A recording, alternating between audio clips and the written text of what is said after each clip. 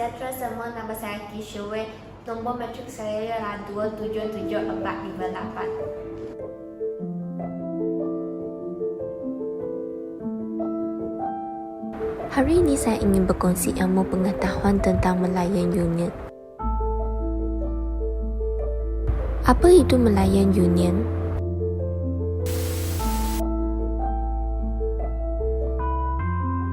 Pengenalan Melayan Union pada tahun 1946 merupakan usaha British untuk menghapuskan negara dan bangsa yang telah dibina sejak zaman Kesultanan Melayu Melaka. Sebab-sebab pengenalan Melayan Union: persediaan membentuk kerajaan sendiri, melahirkan pentadbiran yang licin, mengawal kuasa politik orang Melayu, membentuk bangsa Melayan Union dan menjimatkan kos pentadbiran. Kerajaan British memperkenalkan Melayu Union berdasarkan beberapa faktor, antaranya termasuklah sebagai persediaan kepada tanah Melayu ke arah membentuk pemerintahan sendiri. British juga menginginkan pentadbiran yang licin dan menyebabkan kos. Sebelum Perang Dunia Kedua, tanah Melayu terbagi kepada 3 unit pentadbiran yang berbeza, iaitu negeri-negeri Serat, negeri-negeri Melayu Bersekutu dan negeri-negeri Melayu Tidak Bersekutu. Keberbahagian sistem ini telah menelan kos yang besar dan menyebabkan pembangunan ekonomi di setiap negeri tidak seimbang. Selain itu, British berhasil membentuk sebuah bangsa Melayu Union supaya golongan pendatang dapat melupakan negara asal mereka dan menumpukan tahan setia kepada Melayu Union. Justru British dapat memastikan sebuah tenaga dan pelaburan untuk memajukan ekonomi tanah Melayu tidak terpatut. Di samping itu, British dapat menjamin penguasaan yang berterusan terhadap sumber ekonomi tanah Melayu selain mengurangkan kuasa politik orang Melayu. Ciri-ciri penjajah Melayu Union 1946. Melayu Union telah diisytiharkan pada tahun 1 April 1946 di King House atau kini dikenali sebagai Kakosa Seri Negara Kuala Lumpur. Dan gubernur pertama Melayu Union ialah Sir Edward Jones. Syarat-syarat penjajah Melayu Union ialah: semua negeri Melayu Bersekutu dan negeri Melayu Tidak Bersekutu serta 2 negeri telah disatukan. Seterusnya ialah seorang Gubernur British yang dilantik oleh Baginda Ratu Inggeris akan mengetahui Melayu Union. Selain itu, Majlis Eksklusif dan Majlis Undangan Melayu Union dibentuk. Tambahan pula Singapura diasingkan kerana kepentingannya sebagai pelabuhan bebas. Selain itu, kewarganegaraan sama rata dengan prinsip sosialis menjadi asas gerakan Melayu Union. Raja-Raja Melayu juga menjadi ahli Majlis Raja-Raja Melayu yang hanya membincangkan soal agama Islam dan adat istiadat Melayu. Seterusnya, seorang pesuluh jaya negeri dilantik bagi setiap negeri sebagai ketua pentadbir. Apa maksud gerakan Melayu Union?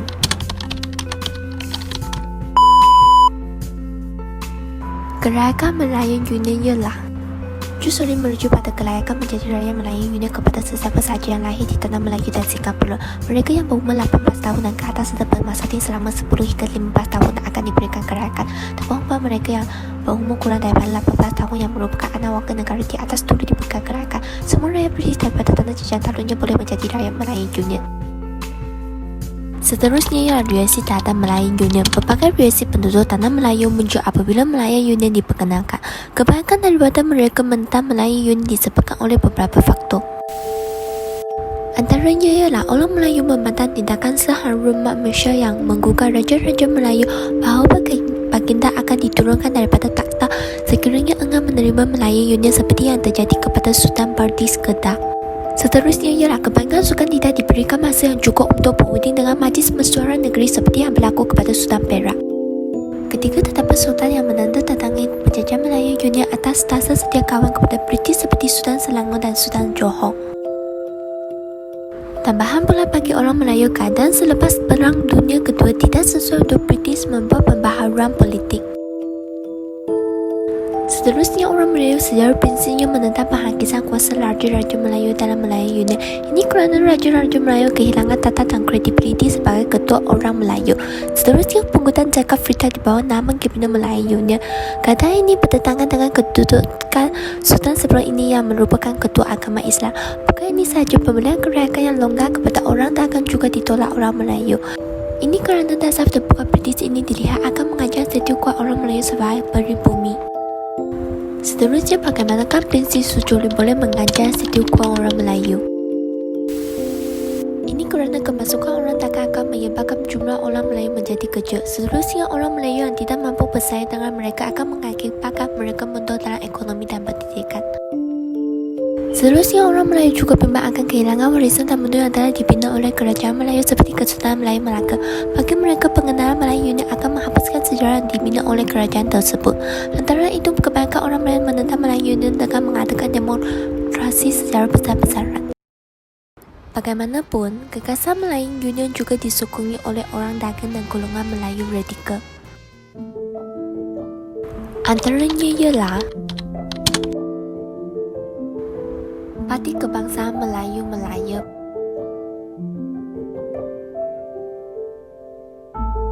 kedua ialah Angkatan Pemuda Insaf, ketiga ialah Angkatan Wanita Sedar, keempat ialah Barisan Tani Melaya.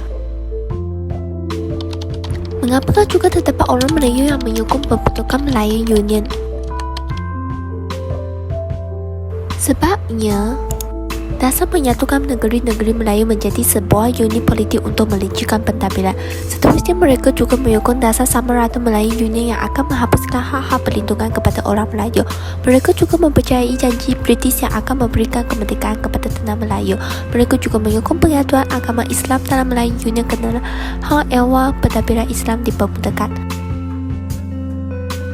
Apakah tindakan-tindakan orang Melayu menentang Melayu Union? Yang pertama ialah penentangan melalui akbar. Mereka menyuarakan bantahan melalui utusan melayung, majlis dan wakil negara. Tindakan kedua ialah penentangan secara individu.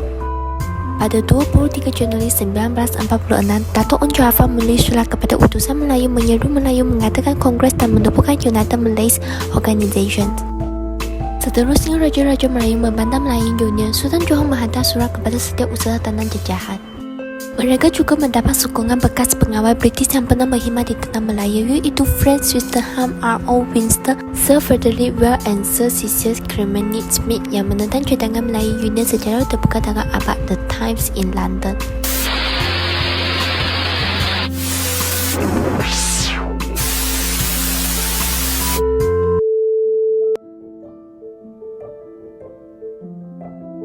Yang ketiga ialah penentangan secara kolektif.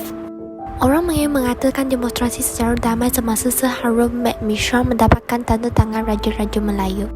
Selain itu, mereka juga membantah Melayu Union yang menghapuskan kedaulatan negeri Melayu dan kedudukan mereka sebagai anak negeri. Tambahan buah Persatuan Melayu ditubuhkan atau dihidupkan semula seperti Persatuan Melayu Terengganu, Persatuan Kebangsaan Melayu Selangor. Seterusnya, mereka juga menghantar telegram dan surat bantahan ke pejabat tanah jajahan di London. Tambahan buah Kongres Pertama Melayu juga dibentuk di Kelab Sultan Sulaiman, Kampung Baru, Kuala Lumpur pada 1 hingga 4 Mac 1946. Kongres ini juga dihadiri oleh 41 buah persatuan dari seluruh semenanjung tanah Melayu. Sultan Selangor iaitu Sultan Hishamuddin Alam Shah juga merasmikan kongres ini dengan menambah 5,000. Hasilnya ialah kongres ini bersetuju menubuhkan United Malays National Organisation iaitu UMNO atau Pertubuhan Kebangsaan Melayu Bersatu untuk menentang Melayu Union, dan pengerusi pertama ialah Dato' Onn Jaafar. Selain itu, Kongres Melayu kedua diadakan dari 30 hingga 31 Mac 1946 untuk membantah perinstalan Melayu Union pada 1 April 1946. Hasilnya, Kongres kedua minta Raja-Raja Melayu memulakan majlis pelantikan Sir Edward Jones sebagai gubernur. Mereka juga minta orang Melayu yang dianggap menganggotai sebarang majlis pentadbiran Melayu Union memulakan pelantikan. Mereka juga menuntut orang Melayu bergabung selama 7 hari dengan melilihkan kain putih pada songkok, iaitu adakan rapat umum semasa lawatan L.D. Germans dan David Rhys Williams di setiap bandar.